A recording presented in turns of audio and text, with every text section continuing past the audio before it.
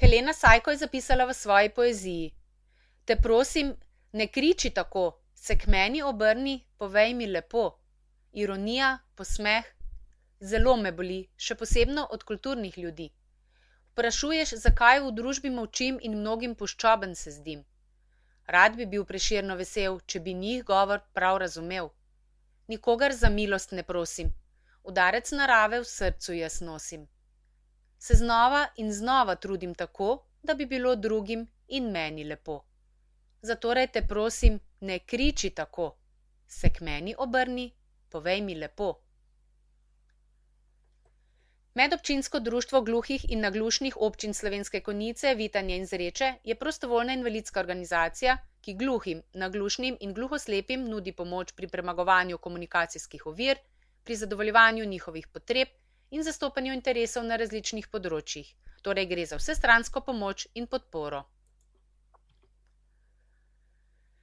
Društvo gluhih in naglušnih občin Slovenske Konjice, Vitanje in Zreče v sodelovanju z Zvezo društev gluhih in naglušnih Slovenije je zadnji četrtek v septembru ob 18. uri v veliki avli Doma kulture v Slovenskih Konjicah organiziralo odprtje razstave likovnih del gluhih in naglušnih avtorjev in dobrodelno dražbo.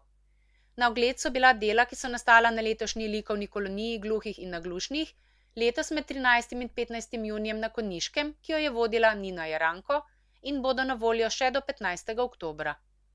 Gluhi in naglušni avtorji vse Slovenije so pokazali, kako so začutili Konjice z okolico v poletnem mesecu, z izkupičkom od dražbe 3 nastalih slik pa želijo pomagati k večji kakovosti življenja komu od članov društva.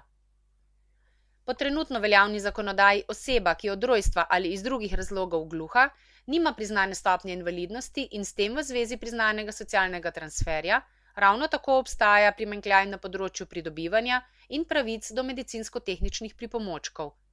Za osebe z okvaro sluha so vibracijska ali svetlobna budilka, elektronska varuška, svetlobni zvonec, mobilni telefon z UMTS tehnologijo in indukcijska zanka ter še nekateri drugi pripomočki v življenju nepogrešljivi in hkrati v cenovno višjem razredu. V ta namen so se organizatorji in udeleženci letošnje kolonije odločili, da bodo izkupiček od dražbe namenili za nakup katerega od teh pripomočkov, ki gluhim, naglušnim in gluhoslepim pomagajo pri premagovanju komunikacijskih ovir. Prireditev je s kulturnim programom popestrila Lara Podergaj s slovenskimi zimzelenimi pesmimi.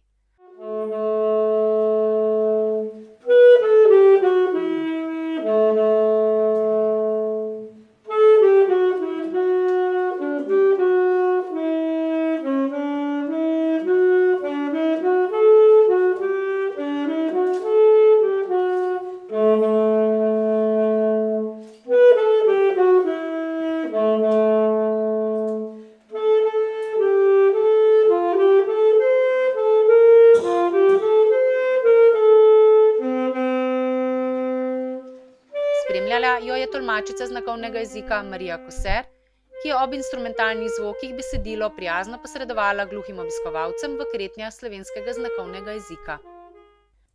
Po pozdravnem nagovoru predsednika društva Matevža Marinka je nekaj besed zbranim namenil tudi Anton Petrič, predstavnik Zveze društev gluhih in naglušnih Slovenije.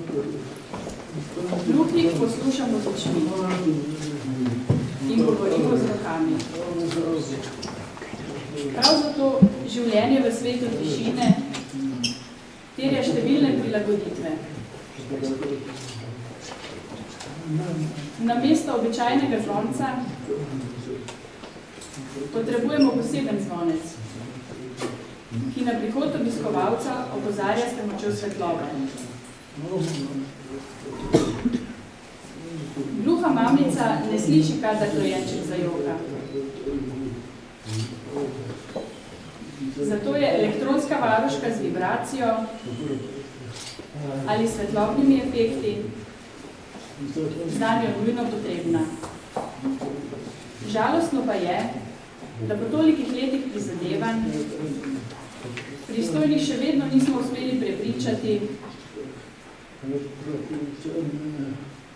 da bi morali ta pripomoček gluhi starši prejeti v okviru paketa za novorojenčka.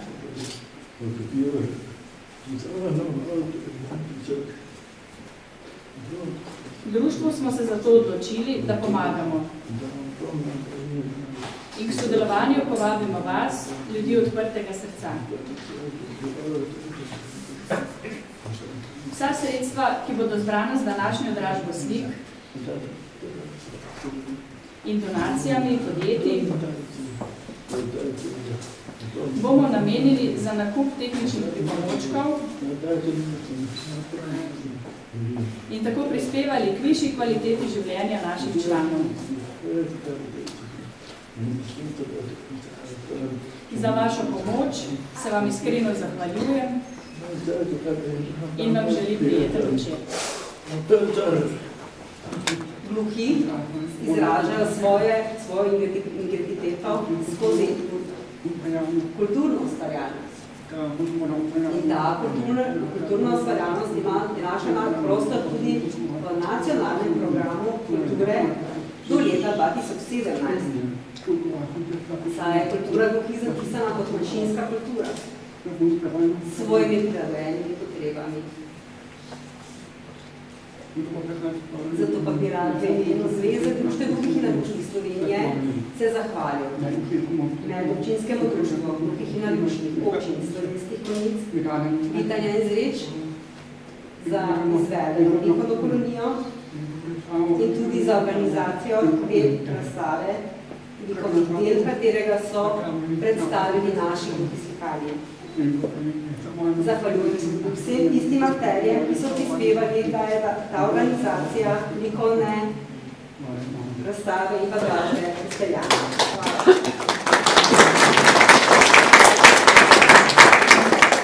Obiskovalce prireditve je nagovoril še župan konjiške občine Miran Gorinšek in jim zaželel vse dobro v življenju.